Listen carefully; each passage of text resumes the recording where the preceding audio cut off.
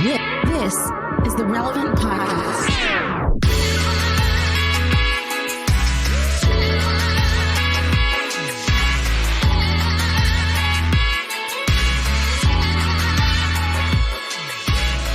It's episode 967, and it's the Relevant Podcast. Here in Orlando, I'm your host, Cameron Strang, and joining me from Loverland, Virginia, is Jesse Carey. Hello, hello. From Austin, Texas, author, speaker, podcaster, Jamie Ivey. Hey, guys. And from Nashville, Tennessee, artist, producer, and mogul, Derek Miner. What up, dog? We have a great show in store for you today. Coming up later, DeVon Franklin joins us.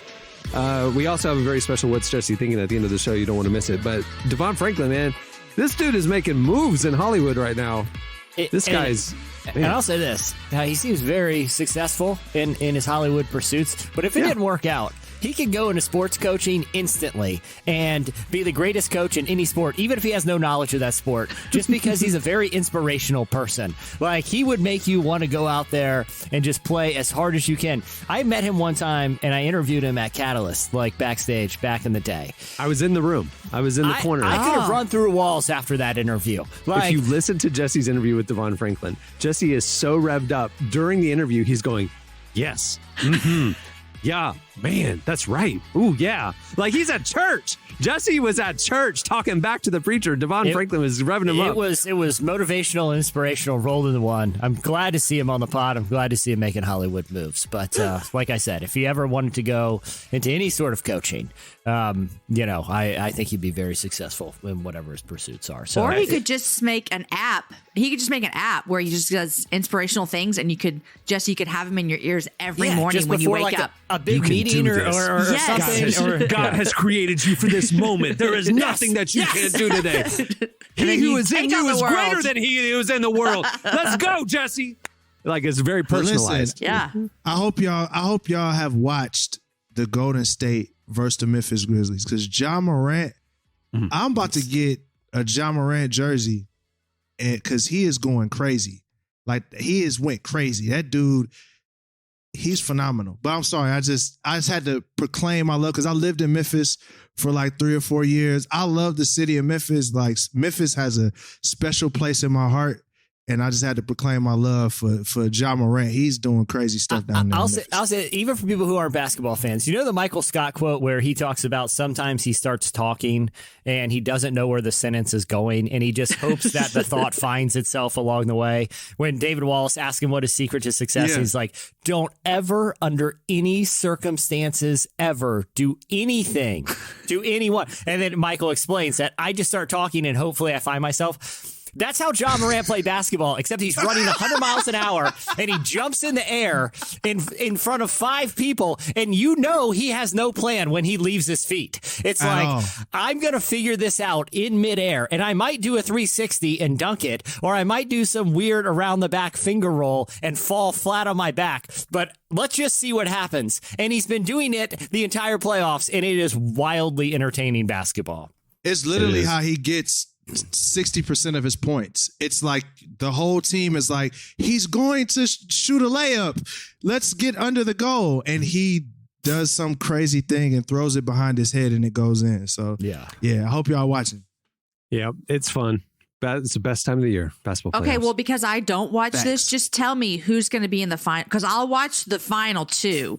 But I don't have time for all this mess. Who's going to be there? Y'all tell me. Who do you think? By this mess, you mean the playoffs. Yeah, I don't watch all the playoffs. I just watch the last 7 or whatever. Who's going to be there? Cameron, you're the basketball analyst. I don't know, man. It seems these are some really, really, really good games. I think it's anybody's guess, to be honest. I think it's wide open, which is why this is a really exciting playoffs, because everybody really does have a shot right now. I'm going to start watching. It's really interesting. It's not like years past where it was like inevitable that LeBron's team would take on this. Nah, this is different. Wide open. It's fun. A new generation's coming up right now. It's fun to see. Yeah. Well, moving the show along, before I toss to slices, just want to remind you about Relevant Plus. Go check it out. It is ad-free premium content. You can get an edition of this podcast released 2 days earlier and ad-free. And ad-free everything. Ad-free unlimited reading at relevantmagazine.com. You get an ad-free enhanced edition of the magazine and so much more. Go check it out. Plans start at as low as $250 a month. Think you'll like it a lot. and it'll, your support allows us to keep doing more of this. So go check it out. RelevantMagazine.com, click on the Relevant Plus tab. All right, stay tuned. Up next, it's Slices. Never been hurt.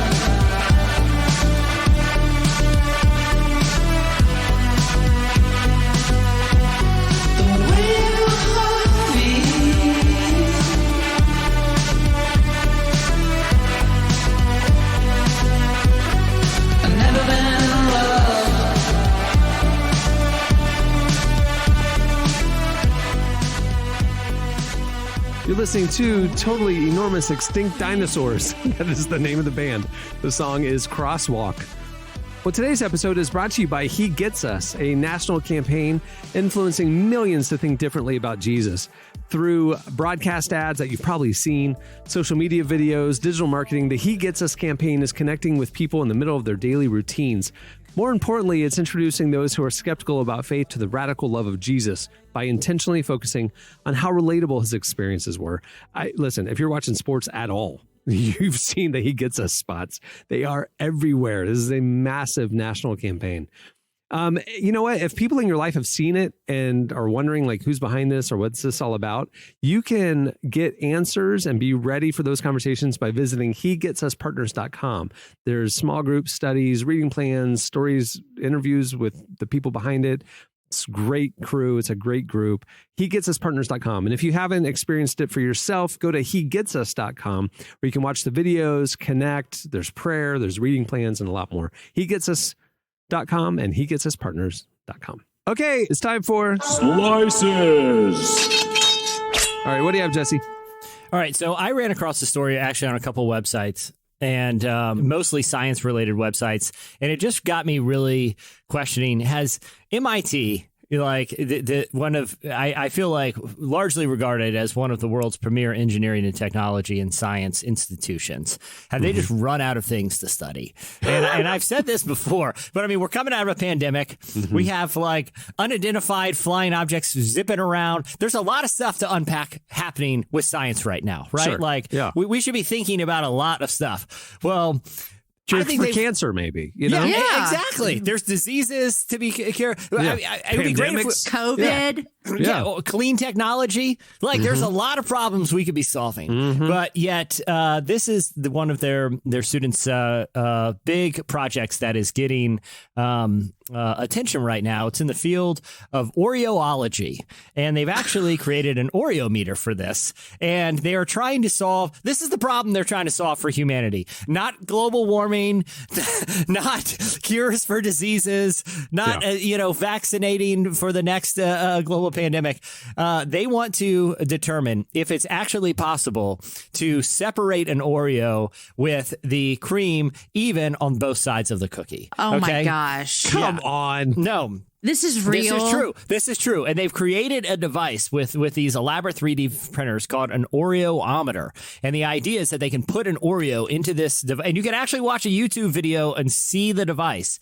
But they put an Oreo in there and it turns it with exact precision to know if it's even possible to, when you turn the Oreo, to have the cream come off on equally on both sides. Now, they haven't been able to do that yet, but they're looking at different solutions. They did find a couple interesting things, which is old boxes of Oreo. Like it seems like Oreos changed the formula because they used old boxes of Oreos and it was possible to get a little bit, a little bit more even. The newer ones, they're basically breaking off and you're getting most of the cream on one side. Now that seems not very useful at all. And what about an Oreo guillotine where you just stick the Oreo in a slot and then a little like almost X-Acto knife type thing goes and like cuts it in half. Boom. That seems like a much simpler solution than this elaborate weighted device that has it's like a nutcracker for walnuts, precision. But you have a little Oreo opener. But I love there's a site called Hackster that interviewed some of the scientists working on this problem, and we're asking them. You could tell they're teeing it up like, all right, well, tell us what you learned, and they were like, well, don't turn them too fast. You got to go nice and slow because when you turn, it's like, well, obviously, I didn't need an MIT scientist to tell me to turn it more delicately to try try to get an even break. But then you could tell that my favorite part of this interview was that the scientist was like just trying to figure out a way to make this seem like credible research. This is an actual quote. So, and I'm going to read it in the voice of how I think they at the end of the interview, they were like, I got to come up with something here because this seems like a massive waste of time and money. So this is the actual quote. I'm going to read it in the voice that I think the scientist actually spoke in. So this new understanding can help me better design ink when I'm trying to print flexible electronics from a slurry of carbon nanotubes because they deform in almost exactly the same way. Wow. So it's very useful. Like at that point, they're just string nanotubes. It'll help me understand nanotubes. I love that they're like scrambling at the end of the interview to justify their research. It doesn't matter. You're trying to break Oreos evenly. Don't try to justify it. We know you're just goofing there and you've got all this attention from science websites. But MIT, we got real problems here. Did it talk about any of their findings? Like, does the temperature of the cream matter? Like, the warmer it is, the looser it is, so therefore it's easier to break. If it's colder, it's more rigid. I mean, did they tell us anything? They said turn it slower and you're more. I'm like, well, of course. It's like you're telling me I shouldn't just rip right through it. I don't need like some highly gauged device designed by MIT engineers to tell me delicate's a little bit better than just manhandling a sleeve of Oreos to try. I need to get in on this science racket, y'all. I need to get in on some like I need to get in.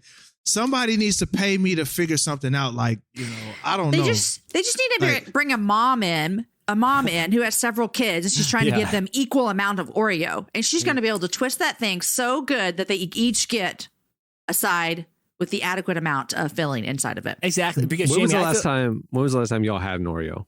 I don't eat Oreos, but I know Jesse does. I had an Oreo last 2 days week. ago. 2 days ago. I had an Oreo last week. Yeah, the Oreos is fire. I had a feeling. I haven't had one in 20 years. But when you say me and Jamie, Oreo, you wouldn't mean like 9. It's 2 nights ago.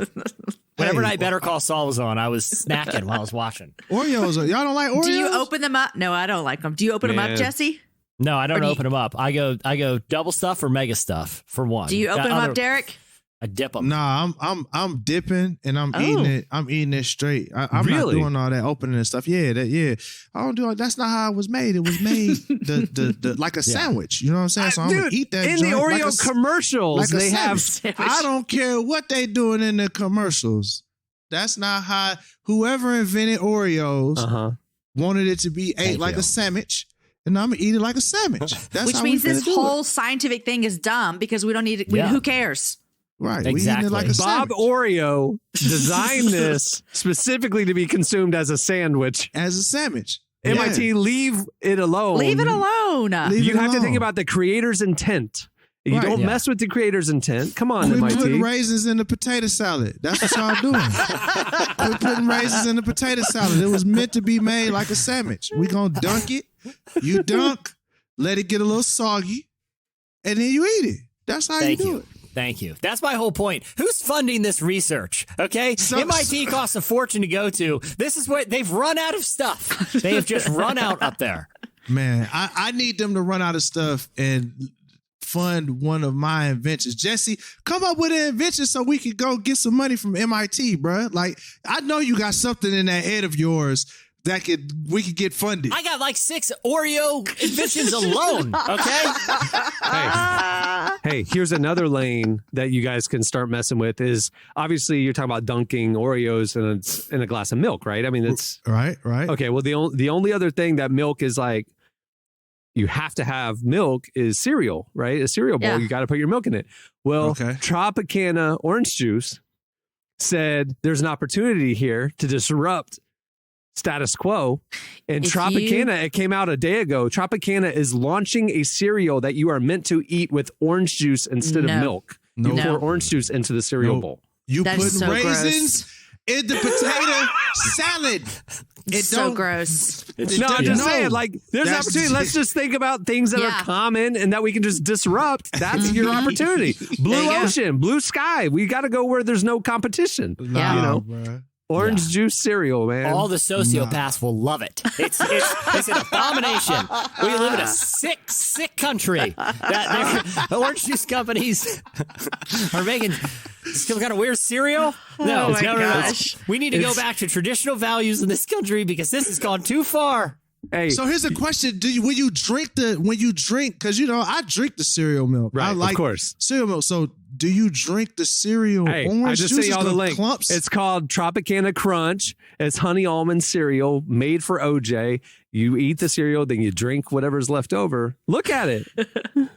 I see it. Yeah. It's a real thing. Ain't no way, man. Yeah. Stop doing this. Here's Why the y'all problem. doing When this? we Americans travel to other countries, they always talk about the crazy things that we do. And now they're going to be like, and you guys now eat cereal with your orange juice. What is wrong with you guys? That metallic thing? Like, if you ever had cereal and it's like you have drinking out of a metal cup or something like that, or a water bottle that's metal, it just doesn't taste right. Yeah. You eat cereal with a metal spoon. Like, you're just putting that metal orange juice metallic. Acidic. Yeah. Ugh. No thanks. I'm good. I'm a pass. All right. What do you have, Jamie? Okay, another research study. Here we go. So here in Texas, we have beaches. You guys know this. We're on the Gulf here, and there is a group of researchers who they work with a 40-mile stretch of Texas beach twice a week. But they've been using social media to document some of their weird discoveries, and by weird, dozens of creepy dolls are coming up onto the beach. Okay, so you may wonder, why are all these dolls coming up onto this beach? Well, the truth is that they have the beach here in Texas. We actually get the most washed up trash on the Gulf because of something with the loop in the Yucatan Peninsula. It doesn't matter. Oh, I thought you were talking about the people. Cameron. We don't have the trashy beach. No, go over to, what is that beach in Florida? Where they do the race cars. Daytona? Daytona. No. Hey, listen. Panama City. Oh, yeah, man. Panama City, the Redneck Riviera. Yeah. The last time, the one and only time I went to the beach there, Where'd you go? It was somewhere up in the Daytona area, but the ratio of people wearing jeans in the water to people wearing standard bathing suits was shockingly even. It was there was a lot of people just straight up in street clothes walking into the ocean. But here's the reason why. Here's the reason why. There's Daytona is like an hour from Orlando. So what you have up there is like, and then people family trip to Orlando. And then they're like, hey, let's go see Daytona 500. Let's go see Daytona, like a little tourist day. They're here for tourism. They weren't doing a beach day. So the family spontaneously decides to get out, see the ocean. They're in their normal clothes. And then one thing leads to another. I've been on a spontaneous beach trip where I didn't plan on going to the beach and I did not get in the water because I did not have a swimsuit on. And so that is not a good excuse for these people in their jeans. Yeah, but you're not a dad. A dad's going to be like, I can just, my jeans, play take the shirt kids. off. I'm good. I'm a dad. No. I'm a dad, and I ain't never got in no body of water with no jeans on. So. It's like, I found this. I've gone to beaches up and down the East Coast. Yeah. If you go far enough down in Florida, you get people with jeans on the beach. You go far enough up to New Jersey, you got women with stiletto heels on the beach. That's the spectrum, okay? Of inappropriate dress. The more northern you go, it gets way too dressy for the beach, and the more southern, it gets way too casual. That's what all the way down when you get to the bottom of Florida, and they it's a bunch of naked old people. Yeah, exactly right. I think my theory holds up here. Yeah, it's actually true. Okay, so they've just been finding a lot of creepy dolls. I think this is kind of crazy. They post them on Facebook, and they said the creepiest ones are the ones that have lost all their hair. I mean, there's pictures on here, and they look like you would find this. It was from a scary movie is what it looks like. But they did say this. They said the first one we found was the head of a sex doll, but they didn't know that's what it was. What? And so so they posted it on their Facebook page and they didn't know that's what it was. And so that was kind of funny for them. But these researchers, they're out here doing their job and they just keep finding crazy dolls that have washed up onto the Texas Gulf Coast. It's that plastic trash island that like the plastic dolls don't decompose, and so they wash up eventually on down Gulf in Port Shore, Aransas. Texas. Yep. Wow. Interesting. All right. What do you have, Derek? Well, look, in Nashville, I don't know if y'all know this, but I mean, this place has been booming like crazy. The pandemic has set it off. It feels like everybody from California is literally moving here. No, they were coming to Austin is where they're coming. Man, you can't buy a house in Nashville for market value. If you don't come with 50,000 over asking, you just might as well don't even put an offer in. Like housing market is hot. Well, I don't know if it's like this in Virginia, but a house just sold in Virginia for $805,000 and it has a squatter in the basement. Does the squatter come with the house? Yes. I actually read. I've been following this one pretty closely. This me too. I found the story and sent over to the team a few days ago. Yeah, you know, she's come forward. The squatter has come forward. Yeah. Okay. And I'm probably going to butcher the story, but evidently she was like a house cleaner or something, and the resident who lived in the house was elderly, and according to her, essentially invited her to live in the basement and kind of serve as like a caretaker. But it sounds like still kind of a murky legal residency situation. I'm not disparaging her or the former homeowner, but it certainly seems like an unconventional stipulation for a real estate deal. Well, that's the crazy part, because the real estate agent is saying, hey, we're selling this house for $805,000, but the basement is off limits. Like, what? So, it's occupied by a squatter. Off limits. It's and the law protects the squatter. Yeah. By a person. So, yeah, the thing is, squatters' rights, you have to be in a place for 15 years or more. But the family doesn't have the money to start the process to get the lady out. So they're just like, we're just going to sell the house and whoever buys it is going to have to deal with it. So I'm assuming there's a way they can get her out. Seems that it's going to be a costly way. But so you buying a house for $805,000, and it's a 3,500 square foot house, so it's a pretty decent sized house. But you're buying it for $3,500, and you got to deal with a squatter. So here's the deal: she has to leave at some point. Okay. Oh, it's sold. It's sold. No, it's sold. They bought it. Yeah, they bought it. Okay, got it. Somebody bought it. So she has to leave at some point. She has to go to the grocery store. New owners go down there, change the locks. She can't get back in. It's your house. What's she going to do? That's it. And then you can have a company come get all of her stuff out, put it in the lawn. Yeah. You can kick somebody out. You can legally do that? I'm not saying legally. I'm just saying you just do it. I don't understand why legally someone can be in your house without you inviting them in. Yeah. It's a loophole. The same thing happened during the pandemic with a lot of people who stopped paying rent and stuff like that. And like in certain states have very squatter friendly rules that the landlords could not kick them out and stuff. And, at some point it goes from just delinquency to squatter rights. There was a story here in Nashville, or I don't know if it was Nashville, but it was Tennessee. And there was a house that was, and this was during when the housing market was struggling. So it was definitely a buyer's market.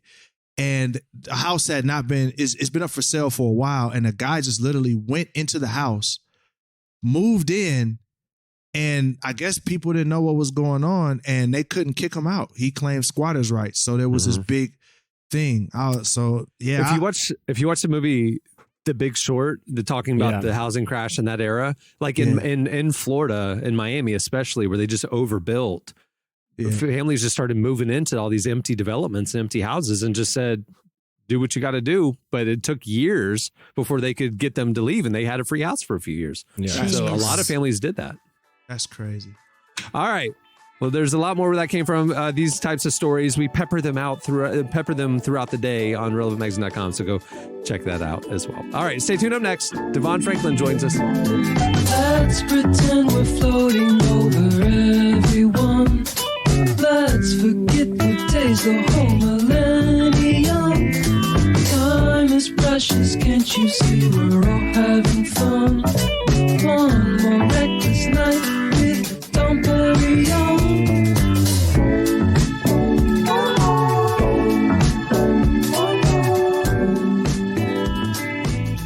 You're listening to Toro y Moi in the Matson 2. The song is Millennium. Well, today's show is also brought to you by BetterHelp Online Therapy. Relationships take work, especially the most important one you can have in your life, your relationship with yourself. Taking care of yourself can look like a lot of different things, like eating right, exercising, or seeking professional counseling. BetterHelp Online Therapy wants to remind you that therapy is a great way to make sure you show up for yourself. It's a helpful resource that gives you space to freely discuss and process the ups and downs of life. BetterHelp is online therapy that offers video, phone, and even live chat sessions with your therapist. It's much more affordable than in-person therapy, and you can be matched with a therapist in under 48 hours. Give it a try and see why over 2 million people have used BetterHelp Online Therapy. Right now, Relevant Podcast listeners can get 10% off your first month at BetterHelp.com/relevant. Again, save 10% off your first month at BetterHelp, BetterHelp.com/relevant. Well, our guest today is DeVon Franklin. He's a speaker, author, producer of films like Miracles from Heaven and Heaven is for Real. He recently released his new book, It Takes a Woman, which is a personal memoir and an ode to his mother and aunts who raised him. DeVon sat down with our very own Tyler Huckabee to discuss how his life has changed in recent years and what his next move is. Here's our conversation with DeVon Franklin.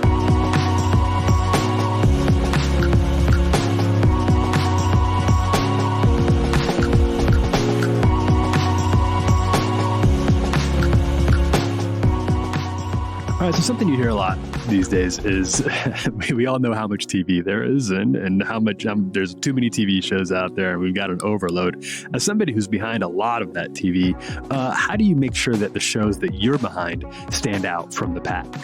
Yeah, honestly, it's about good storytelling. I mean, at the end of the day, it's just like, no matter what, even in a very competitive landscape, great stories never go out of fashion. They're always in style. People want them. They connect generations. They are the things that families, will sit in front of the TV and watch or stream on whatever device they have. So I can't control, the marketing and when people watch, but what I can control is the quality of the storytelling that I produce. And so I really do my best to stay on top of that. And with a show like this and other shows that I'm a part of, it's just about telling great stories with great characters that people can connect to.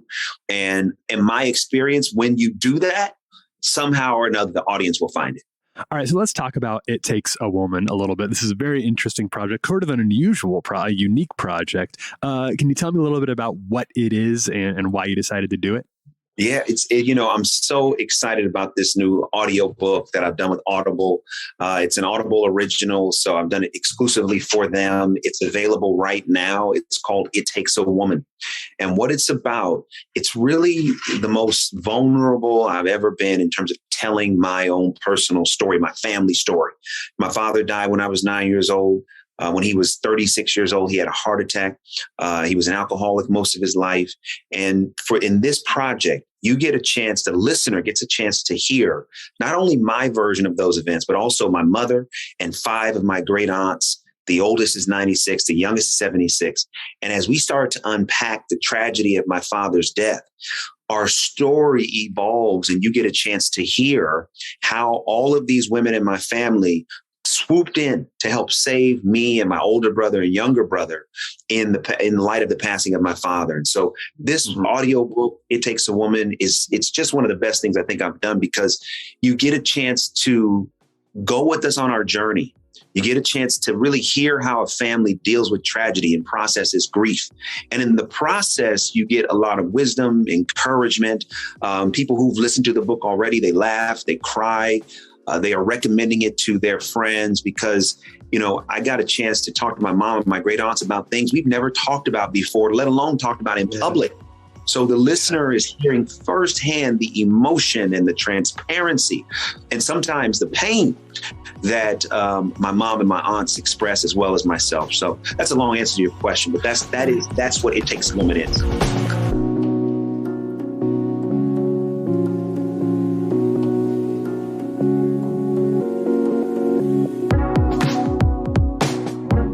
One of the tricky things when telling stories from your own life is knowing what to leave in and what to take out and how to sort of find a narrative that makes sense.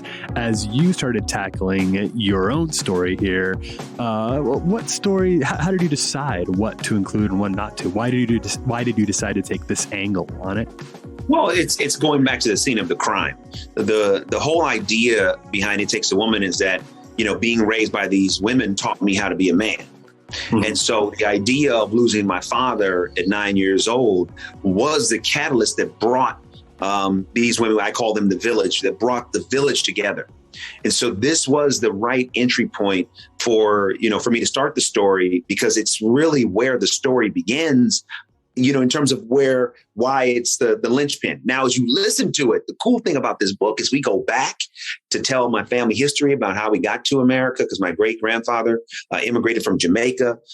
We talk about my mother and why she was so close to the village growing up. So the death of my father, going back to the scene of the crime, felt like the right catalyst, not only for the story, but it's really what allowed these women to come into our lives in a much more deliberate way. And from that jumping off point, we go back and we go forward as a way to tell the listener how we got here. You mentioned that there were some things that surprised you when you started going through this. What were those things? I wasn't expecting that they were still holding on to so much pain. Huh. Interesting. And I also wasn't expecting, as I mentioned earlier, my mother is 70 years old and my great aunts range from 76 to 96. And all their voices are featured. And this is the first time that they have had a chance to tell their story. Mm-hmm. So I wasn't expecting how the opportunity to tell their story would impact their life. Each one of them have told me that this project is one of the highlights of their life. Mm-hmm. Doing it, speaking about it, doing the photo shoot, now doing press. And I wasn't expecting that giving them an opportunity to express and to be heard would impact them in such a dynamic way. And what I realized, I think growing up, we always look at our parents or our elders as these kind of superhero-like figures who can do no wrong and don't do any wrong. And they're not even humanized, right? It's almost like growing up, we have a dehumanized point of view about our parents or whomever our guardians may be. And doing this book, it really humanized my mother. It humanized my perspective of my aunts, because they expressed things to me that I had never heard before in a way that I never heard before. And the blessing and the benefit is that the listener gets to be a fly on the wall on these conversations. So everything a listener is going to hear when you listen to this new Audible original book, It Takes a Woman, when you hear it, you're going to be, it's not their responses and how they're woven in. It's not edited. This is their genuine responses, not performed. They didn't perform. They just were speaking their truth. And to hear this transparency and the catharsis in that truth was very surprising.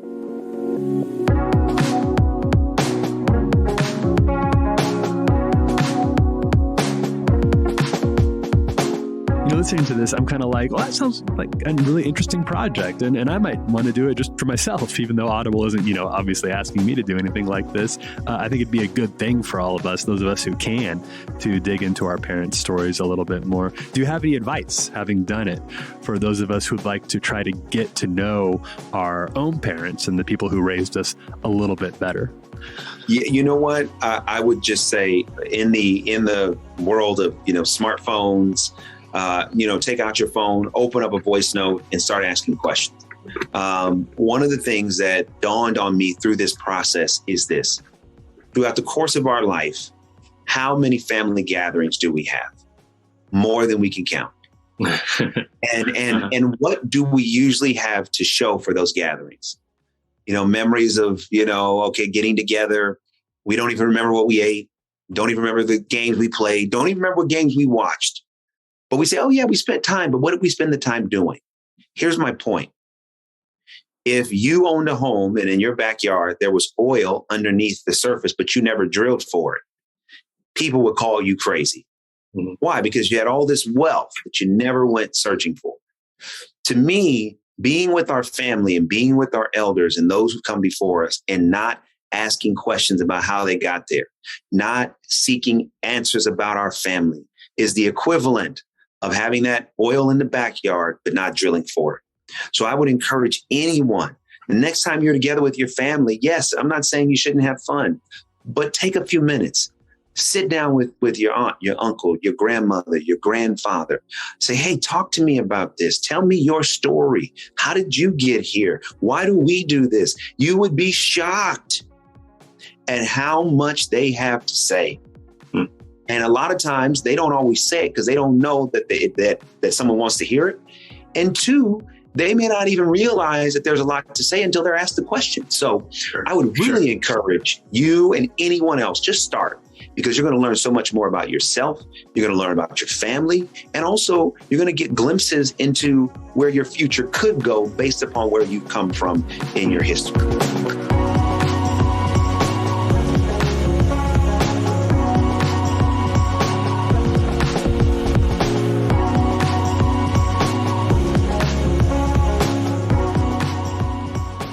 That was DeVon Franklin. All right, stay tuned. Up next, it's What's Jesse Thinking? Every second that I want to do the things I want to do, gotta tell myself to slow it down and try to keep it cool. I just gotta disconnect myself so I can see it through. Battle in my head that I just try to keep away from you.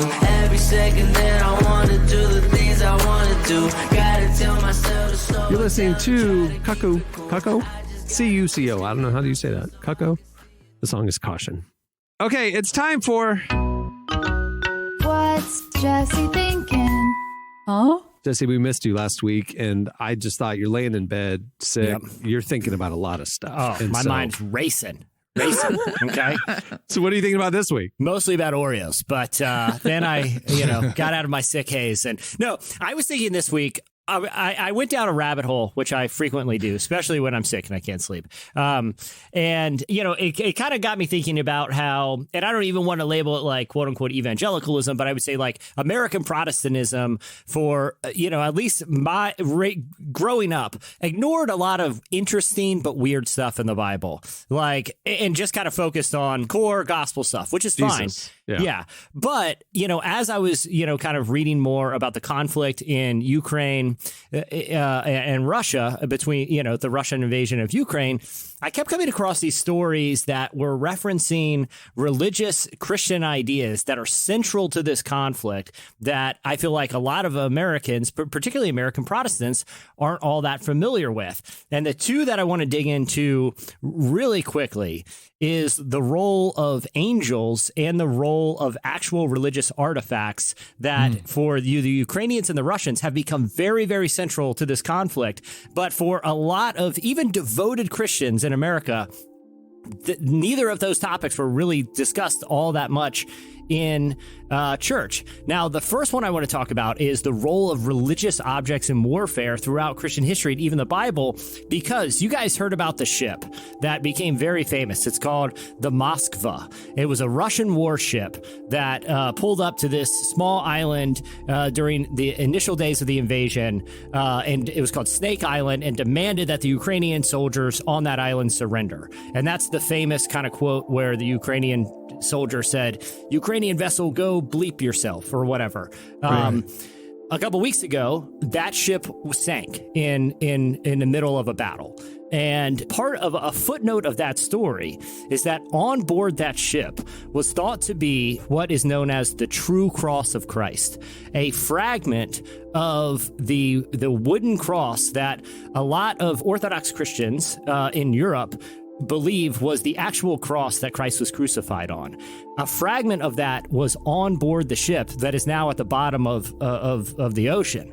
Like it was on board in someone's personal possessions, or it was like a part of the government, or how was it on board? Yeah, so it was on board because it was given to basically the commander of the Black Sea Fleet as almost a sort of religious weapon. Now, there like are this will protect you, sort of a thing. Yeah. Like This wasn't just like the Orthodox Church actually believed that this thing had spiritual power, and if you had a piece of the true cross of Christ with you, it would offer this sort of almost degree of invincibility. And Indiana Jones in Last Crusade, the Holy Grail had the same sort of magical powers. Well, not only that, but the Ark of the Covenant was looked at the time as the greatest warfare weapon on the face of the earth.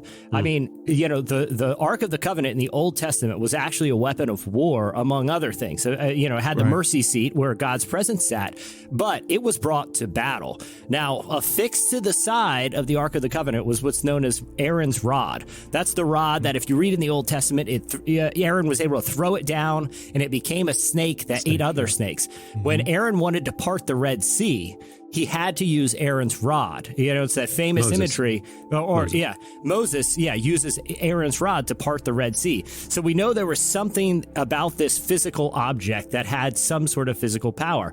So if you start reading back about the Ark of the Covenant and the power it had during warfare, it's pretty. There's some stories in the Old Testament that I feel like are pretty interesting. For example, when the Philistines stole the Ark of the Covenant temporarily, Benjamin had to tell his father Eli, a prophet at the time. So this is actually from the book of 1 Samuel. It said this: when he mentioned the Ark of God, he told his father that the Philistines had stolen it. This was the reaction of Eli. He fell backwards off his chair by the side of the gate. His neck was broken and he died. He was so afraid that when the Ark of the Covenant fell into the enemy's hands, that one of the leading prophets fell over and literally broke his neck and died. That's how violent it was. Now, the Philistines ended up giving it back because when they brought it into their presence, their faces melted. Yeah, it wasn't that far. They were struck with tumors. The entire country was struck with these crazy tumors, and it actually operated as sort of this weapon. Curse. When the Israelites, the walls of Jericho, when they marched around and blew their trumpets and the walls of Jericho fell, they were carrying with them the Ark of the Covenant. And a lot of, so there's been this kind of thought that these kind of religious relics hold this kind of power. And it's actually kind of an idea that's being pulled into this terrible conflict in Russia and Ukraine.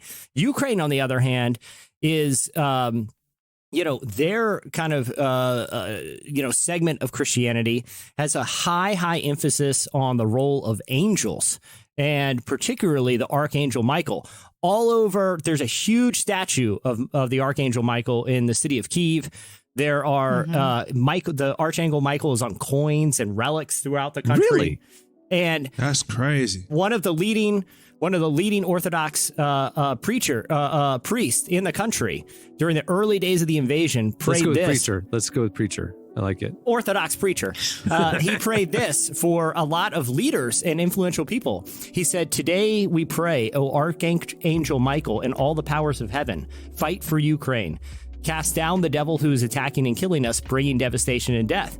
And when Michael actually shows up in the official Kyiv city coat of arms, like his imagery is everywhere, because when you look at the Bible, anytime the Israelites were going to battle, there are tons of references to how the Archangel of Michael himself killed 150,000 Assyrians, or that in the end times it'll be Michael who leads kind of these soldiers into battle. So, a lot of religious leaders in Ukraine take this very literally, just like a lot of the Orthodox leaders in Russia seem to have a very literal interpretation of the role of these spiritual relics. I found obviously, I don't want to diminish the tragedy. I have a question about the Michael thing. Yeah. So I, as an adult, learned that the biblical angels, like the way that they're described in the Bible, are basically these beasts covered in 1,000,000 eyeballs, and they're terrifying to look at. And that's why when they appear to the shepherds, it's like, don't be afraid, because they're so freaky and so crazy. They're not like these human-like figures that just float in the sky. So my thing is, if that is more accurate, that true angels are these weird blob eyeball creatures, how does Michael, the blob eyeball creature, kill thousands of soldiers if he's just a bunch of eyeballs? Well, I think there are different types of, like an archangel is a kind of a different, and this is biblical, but there are different types, sort of like species of angels. There's seraphim, but the archangels, the implication look like soldiers, human-like. And they actually, in 2 Kings, it refers to Michael as the chief commander of God. And so Ukraine kind of interprets this very literally to the point where their priests are, and again, I don't want to dig too much into the theology of it, praying directly to Michael for help, while Russia is putting fragments of what they believe is the actual cross of Christ in battleships. Like, I feel like these are really interesting topics, but I do feel like in Western Protestantism particularly, it's ignored because it seems so weird.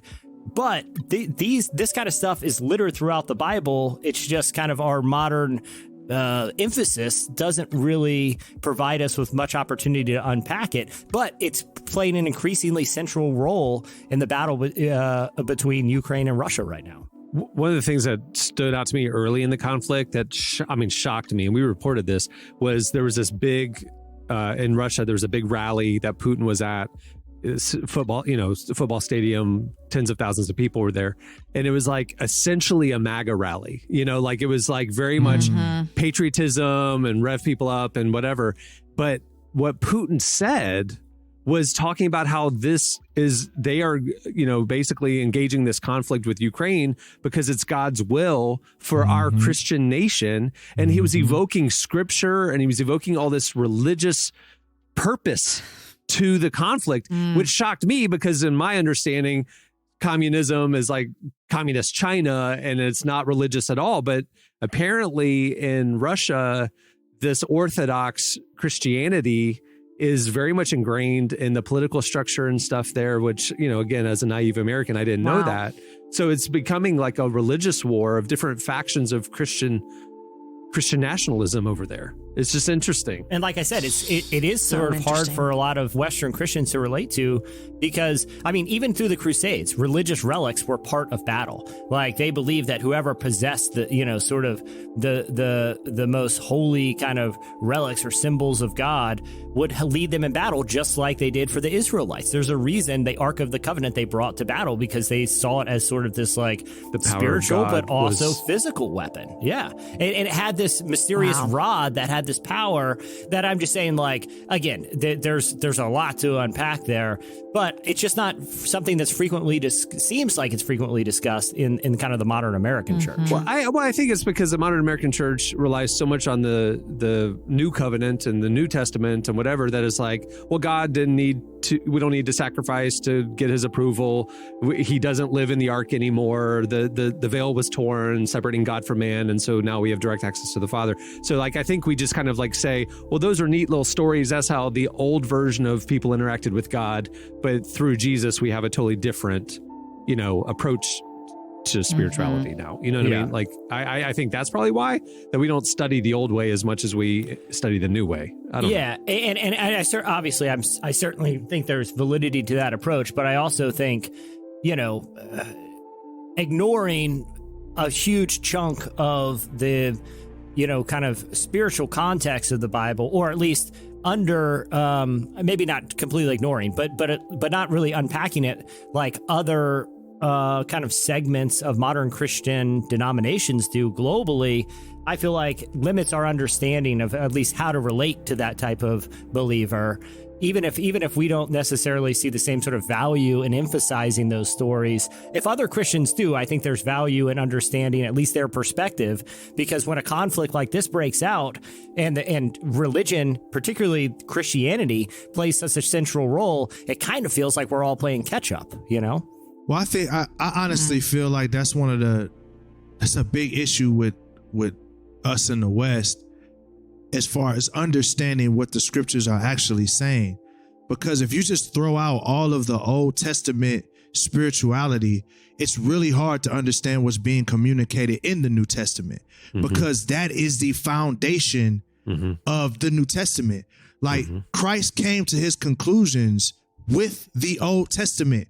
Weird spirituality stuff to us and all, that's how he came to his conclusion. There was no New Testament. He wasn't reading Paul. Paul was reading the prophets. Yeshua was reading the prophets and the Torah. So I feel like, to be honest, I feel like that's one of the things that cripples American Christianity and understanding the culture and having an even deeper revelation to the scriptures, because that scares us, because a lot of us don't like that because it makes us uncomfy. It feels superstitious in a sense. But that's what the patriarchs of the scriptures believe. So I think at minimum, we should at least know what they meant when they were talking about angels and all of those different things for at minimum apologetics reasons, right? You know? Interesting. My 2 cents. I mean, the Old Testament experience of God, the whole fear and trembling thing. I mean, think about the temple, like the Holy of Holies, only blameless, certain level of, religious leader could even enter the Holy of Holies to commune with God. And they had to tie a rope around their ankle because God would strike them dead if they were not clean. And they had to pull the body out. And it's like, so when the Bible talks about fear and, and coming to the Lord with fear and trembling, I mean, it's like it was a real thing. Like you're stepping into the temple going, I don't know if I'm going to make it out, Yeah. And it's like to then understand like you were saying, Derek, to understand New Testament, like when Jesus talked about this, to understand the context of what he was even counter narrating, if anything else, saying like, this is the new way, not the old way, but to not know where we came from and what this was based on. Well, even when you say this is the new way, it's not. God is doing a totally different thing than what was happening in the Old Testament. He's talking about, he's like, this is how the Most High intended for us to follow the scriptures.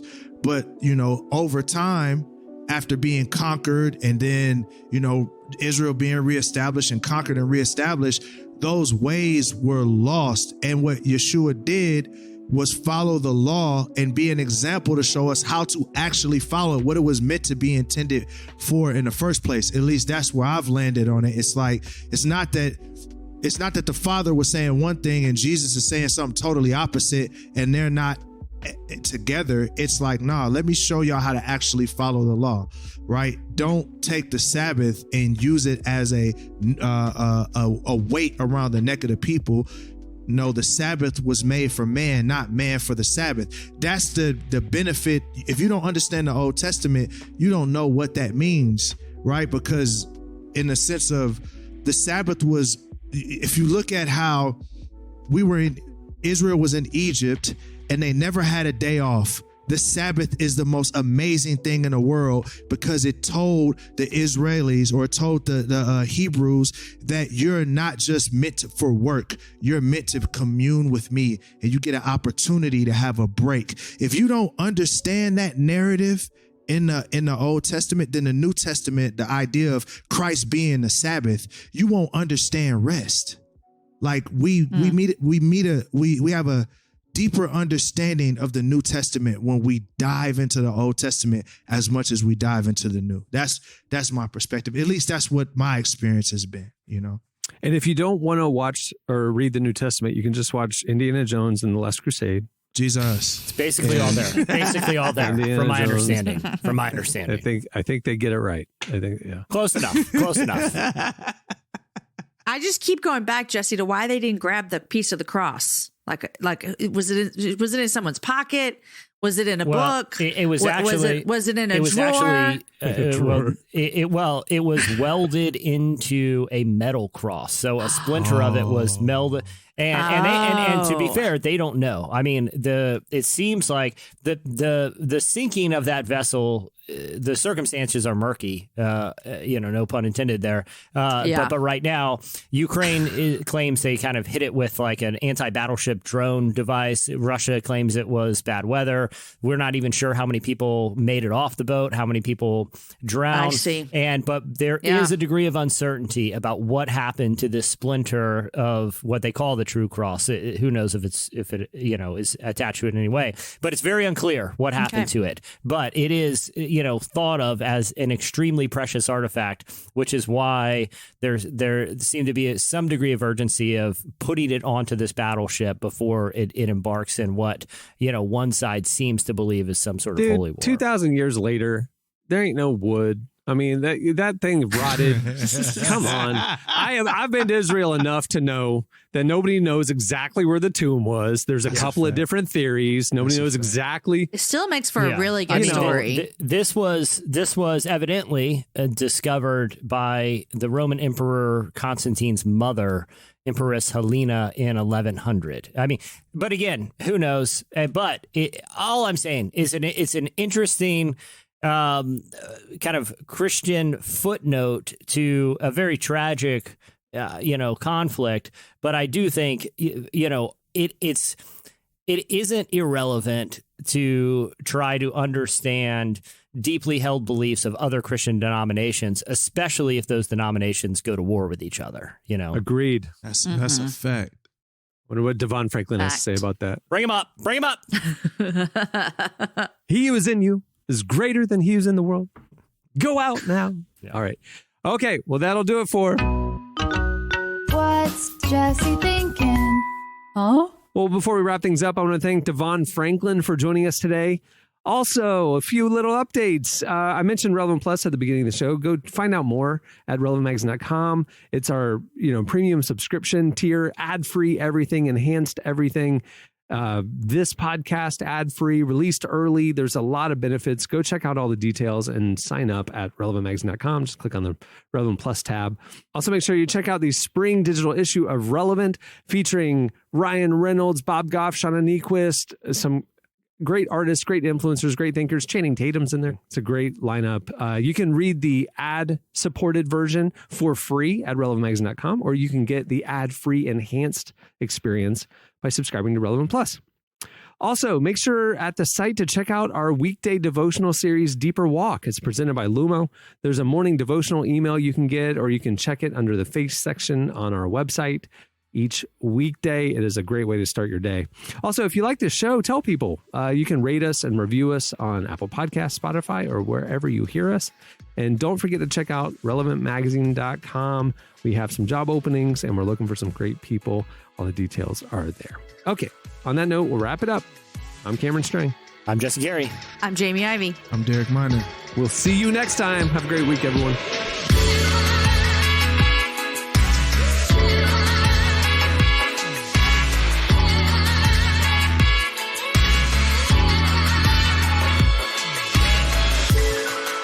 Thanks for listening to the Relevant Podcast.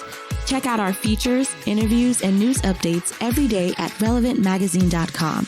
And make sure to follow Relevant on Facebook, Twitter, and Instagram for the latest.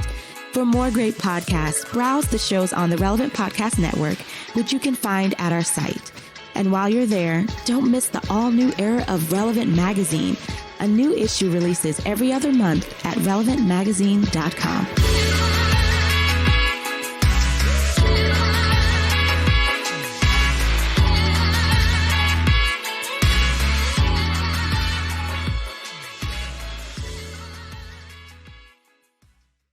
I got like 6 Oreo inventions alone, okay? Relevant Podcast Network.